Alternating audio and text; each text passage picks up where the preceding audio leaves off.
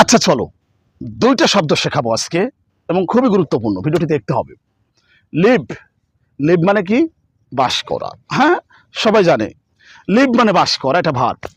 I live in Jessore at new market. আমি যশোরের new মার্কেটে বাস করি। I live in Jessore at new market.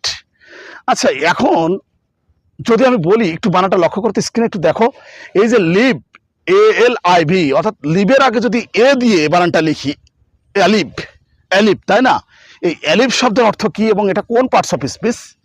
ব্যাপারটা কি জানা আছে? অ্যালিভ এটা কোন পার্টস অফ স্পিচ? দেখো, এটা হচ্ছে অ্যাডজেক্টিভ এবং অ্যালিভ শব্দের অর্থ হচ্ছে জীবিত।